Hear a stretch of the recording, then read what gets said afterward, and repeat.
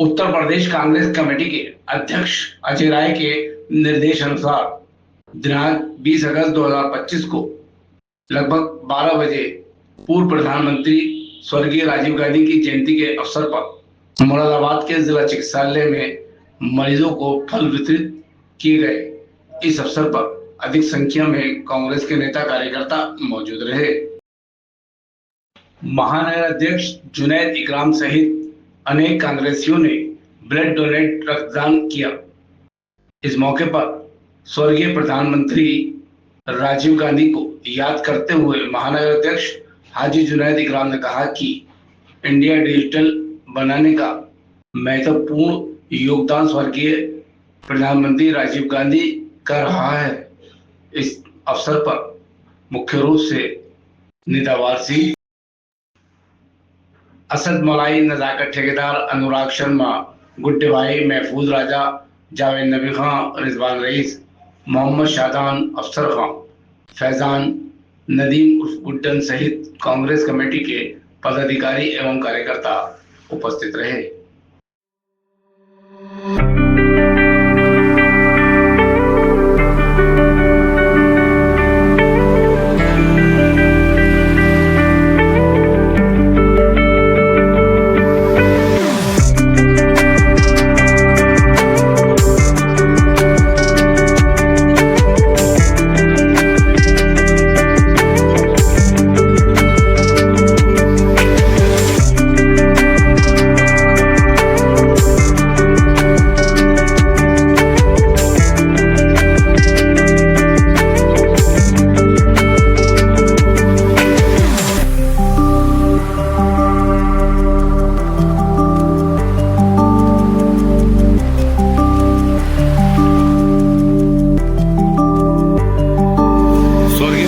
राजीव गांधी जी का जन्मदिन था, क्या क्या किया आपके महानगर कार्यालय कमेटी ने कांग्रेस की? भारत रत्न पूर्व प्रधानमंत्री स्वर्गवासी राजीव गांधी जी की जयंती पर आज सद्भावना दिवस के रूप में मनाया गया, जिसमें हमने ब्लड डोनेट करके रक्तदान करके लगभग 20 यूनिट हमारे कमेटी के पदाधिकारियों द्वारा 20 यूनिट मुझ समेत ब्लड डोनेट किया गया और मरीजों को फल वितरण किए गए और एक कैंप का आयोजन किया गया जिसमें मुफ्त में दवाइयां बांटी गई। ये आयोजन महानगर कांग्रेस कमेटी मुरादाबाद की जानिब से आज रहा और इस आयोजन करने के बाद हमने श्री राजीव गांधी जी की श्रद्धांजलि अर्पित की है। और हम ये चाहते हैं कि जो राजीव गांधी जी ने हिंदुस्तान के लिए किया है, एक कंप्यूटर क्रांति जो स्वर्गीय राजीव गांधी जी ने हिंदुस्तान में लाए, जिसके जरिए आज हिंदुस्तान इतनी तरक्की करे हुए है कि आज घर घर में टेक्नोलॉजी इतनी डिजिटल इंडिया जो है वो आज घर घर पहुंच चुका है। और आप देख रहे हैं कि बच्चा भी अगर 5 साल का बच्चा भी है तो वो डिजिटल है। तो इस पर लगातार मतलब कहती है कि डिजिटल इंडिया, हमने बताया भाजपा कहती है, इसके लिए क्या कहेंगे? देखिए, भाजपा एक झूठ का पुलंदा। भारतीय जनता पार्टी ने सिर्फ देश को बेचा है। जो कांग्रेस ने 70 साल में हिंदुस्तान को, भारत को बनाया था, अपलिफ्ट किया, ऊपर लेकर गए थे, उसे सिर्फ और सिर्फ भारतीय जनता पार्टी ने बेचने के अलावा और डाउन करने के अलावा कुछ नहीं किया है। चाहे एयरपोर्ट हो तो अडानी के हाथ बेच दिए जाते हैं, चाहे रेल हो तो अडानी के हाथ बेच दी जाती है। सब बिक रहा है और किसी भी दिन हमारे प्रधानमंत्री जी झोला उठाकर चल देंगे। उन्होंने इसी मुरादाबाद में कहा था कि मैं तो फकीर आदमी हूं, झोला उठा के चल दूंगा। तो अब वो आसार हिंदुस्तान के नजर आने लगे हैं। हिंदुस्तान को इतने गड्ढे में डाल दिया गया है भारतीय जनता पार्टी के द्वारा, प्रधानमंत्री जी के द्वारा, कि अब प्रधानमंत्री जी हो सकता है किसी भी दिन झोला उठाकर और चल दें और हम ढूंढते रह रहे हैं कि प्रधानमंत्री जी कहां हैं। आज भारत की 38वीं वर्षगांठ है। मैं भारत के हर नागरिक को शुभकामनाएं देना चाहता हूं। हर गांव में, हर शहर में हमारे किसान, हमारे मजदूर, हमारी माताएं और बहनें, भारत के मर्द, भारत के बच्चों को, भारत के फौज को और हर हिंदुस्तानी को जो विदेश रह रहे हैं। 38 साल हुए इसी लाल किले से पंडित जी ने पहले बार तिरंगा झंडा लहराया था। आज इंदिरा जी को यहाँ होना था, लेकिन हमारे हाथ से वो छिन गई। आपने मुझे ये जिम्मेवारी दी है। मैंने आज़ादी की लड़ाई नहीं देखी। मैं बहुत छोटा था, 3 साल का भी नहीं था जब पहली बार यहाँ झंडा लहराया गया था। और आज भारत के 2/3 निवासी मेरे जैसे हैं जिन्होंने आज़ादी की लड़ाई नहीं देखी। एक दूसरी पीढ़ी आगे आई। जैसे हिमालय, जैसे गंगा, जैसे डेक्कन, अजंता, ताजमहल, महाबलीपुरम, भारत की कलाओं में, भारत के दार्शनिक खोज में, भारत के वैज्ञान शास्त्रों में, भारत की आत्मिकता में, वैसे ही आज़ादी की लड़ाई में हमारी विरासत है। आज किसका दिल गौरव से नहीं भरता जब हम बुद्ध का, कबीर का, नानक का, गांधी जी का सोचते हैं। उनकी कुर्बानियाँ, हमारे स्वतंत्रता सेनानियों की कुर्बानियाँ, जो नया रास्ता हमने आज़ादी की लड़ाई में लिया, सत्य का, अहिंसा का, जब हम इन बातों का सोचते हैं तो हम गौरव से भर जाते हैं। पिछले 38 साल में हमने बहुत तरक्की करी। इन सालों में हमने करीब 63% जनता को गरीबी रेखा से ऊपर उठा दिया है। इन सालों में एक नया मध्यम वर्ग भारत में पैदा हुआ है। अनाज में हम आत्मनिर्भर हुए हैं। हमारा विज्ञान, हमारी टेक्नोलॉजी, हमारी स्वाधीन विदेश नीति, हमारा लोकतंत्र, हमारी आज़ादी और हमारी धर्मनिरपेक्षता, ये सब बातें इस तरह से हम बना पाए हैं, बढ़ा पाए हैं कि पूरी दुनिया आश्चर्य से देखती है कि एक विकासशील देश कैसे ये बातें कर पाया है। और ये हमने किया है 3-4 बड़े युद्धों का मुकाबला करके। हमने किया है भारत की एकता और अखंडता बचाकर हम कर पाए हैं, क्योंकि गांधी जी ने, पंडित जी ने, इंदिरा जी ने हमें ठीक रास्ते पर रखा। लेकिन ये रास्ता अभी भी बहुत लंबा है, बहुत कठिन है। ये रास्ता गरीबी के ऊपर लड़ाई करने का है, देश से गरीबी हटाने का रास्ता है।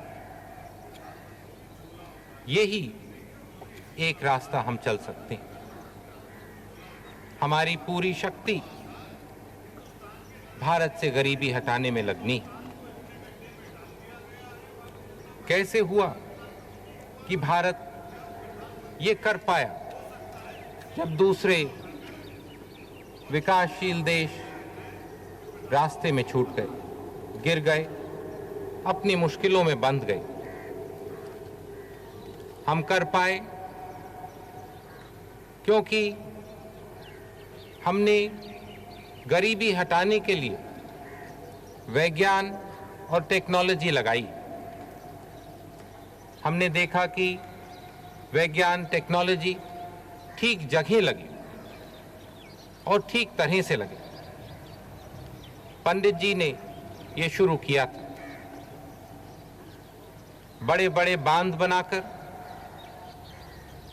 लोहे के मिल बनाकर, बड़े बड़े कारखाने बनाकर, विज्ञान को ऊपर उठाकर उन्होंने अपना निशाना भारत के गरीबों पर, भारत के किसानों पर रखा था। विज्ञान से, टेक्नोलॉजी से हमारे किसान अपनी पैदावार बढ़ा पाए। और हमने देखा कि जो नींव पंडित जी ने रखा था, उस पर हमारे किसानों ने हमारे अनाज को तिगना किया। आज इसीलिए हमारी आज़ादी बची है, इसीलिए हम गौरव से सीधे खड़े होकर दुनिया का मुकाबला कर पाते हैं। इंदिरा जी ने और भी जोर लगाया गरीबी हटाने में। पिछले 5 साल में उन्होंने 49% से करीब 63% तक भारत की जनता को गरीबी रेखा से ऊपर कर दिया। पिछले हफ्तों में मैं भारत के कोने कोने घूमा हूं। मैं हमारे आदिवासी जिलों में गया हूं, उनके गांवों में गया, हरिजन की झोपड़ियों में गया हूं। पहाड़ों से लेकर राजस्थान के रेगिस्तान में हमारे गरीबों की समस्याओं समझने के लिए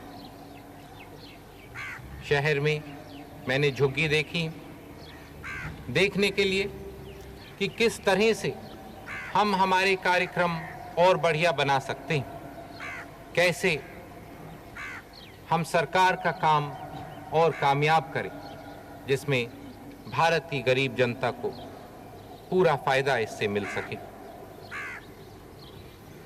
रास्ता वो ही है, पंडित जी का रास्ता है, विज्ञान और टेक्नोलॉजी गरीब के घर तक पहुंचाने के लिए। हम देख रहे हैं ये कैसे हो सकता है और किस तरह का विज्ञान हो, किस तरह की टेक्नोलॉजी हो जो भारत के गरीबों को सबसे ज़्यादा फायदा पहुंचा सकती है। एक मिसाल के तौर से राजस्थान के रेगिस्तान में, जहां पानी का नाम निशान नहीं है, जब हम हमारे उपग्रह से तस्वीर लेते हैं तो हम ज़मीन के नीचे देख सकते हैं पानी कहां पर है। जब हम किसानों को बीज देते हैं तो हम नया बीज दें जिससे ज़्यादा पैदावार हो। हम देखें कि बिजली, पानी, दूसरी नई नई तरकीबें किसानों तक, मजदूरों तक पहुँचे, जिसमें वो अपना उत्पादन बढ़ा सकें, जिसमें भारत को और मजबूत कर सकें। भारत तब आगे बढ़ेगा जब भारत का देहात आगे बढ़ेगा। हमारी पूरी शक्ति लगेगी भारत के देहात को ऊपर उठाने के लिए। हमें देखना है कि भारत के अलग हिस्सों में विकास में जो फर्क आ गया है वो दूर हो। हमें देखना है कि भारत का हर प्रांत बराबर तेजी से आगे बढ़े। हम देखेंगे कि हरिजन, आदिवासी, भारत की महिलाएं, भारत के युवक, भारत के अल्पसंख्यक, भारत के सब नागरिक पूरा मौका पा सकें अपनी शक्ति देश को आगे बढ़ाने में लगाने में, अपना काम पूरा करने में। यही करने के लिए हमने 7वीं योजना बनाई। खाली आर्थिक विकास के लिए नहीं, बल्कि भारत के समाज को आगे बढ़ाने के लिए, मजबूत करने के लिए। कुछ ही दिनों में इसका ढांचा आपके सामने आएगा। हमारी उम्मीद है कि इस योजना से भारत बहुत तरक्की करेगा। जितनी तरक्की आज तक भारत ने नहीं करी, उतनी तरक्की हम कोशिश कर रहे हैं इन 5 साल में करने में। हमारे असूल नहीं बदले। जो रास्ता गांधी जी ने, पंडित जी ने दिखाया, उसी रास्ते पर हम देश के कोने कोने में विकास पहुंचाना चाहते हैं। गांधी जी ने स्वदेशी की बात करी थी। 38 साल हुए जब भारत में एक सुई नहीं बनती थी, तब स्वदेशी खादी होता था। पंडित जी ने साइंस टेक्नोलॉजी का रास्ता दिखाया, भारत आगे बढ़ा। आज जब हम स्वदेशी की बात करते हैं तो खाली खादी की बात नहीं होती। आज जब हम स्वदेशी की बात करते हैं तो हम स्वदेशी उपग्रह की बात करते हैं, हम स्वदेशी कंप्यूटर की बात करते हैं, हम स्वदेशी ब्रह्मांड शक्ति के ऊर्जा घर की बात करते हैं।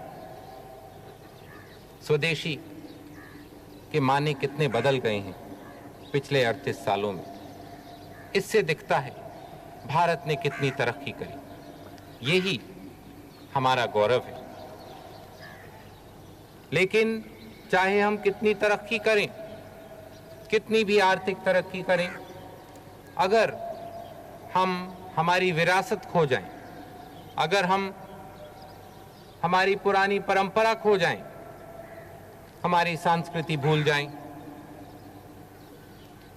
हमारी सभ्यता खो जाएं, तो मैं समझूंगा कि कोई भी विकास नहीं हुआ है। हमें देखना है कि आर्थिक विकास के साथ भारत के चरित्र में उतना ही विकास, उतनी ही शक्ति आए। और ये करने के लिए हम देख रहे हैं कि एक नया शिक्षा का ढांचा है। इसी महीने हम आपके सामने रखेंगे। हमारी उम्मीद है इससे एक नई जागृति आएगी भारत में, कोने कोने में, गांव-गांव में एक नई रफ्तार से भारत आगे बढ़ने लगेगा। हमें देखना है कि भारत के कोने कोने में मानवीय विकास पूरे तरह से हो। ये करने के लिए हमारे सामने बहुत चुनौतियां आएंगी, लेकिन शायद सबसे बड़ी चुनौती हमारे आपस के झगड़े, चाहे धर्म, चाहे जात, चाहे प्रांतवाद या भाषावाद पर हो। हमें देखना है कि ये झगड़े बढ़कर उग्रता पर नहीं पहुंच जाएं। हमें देखना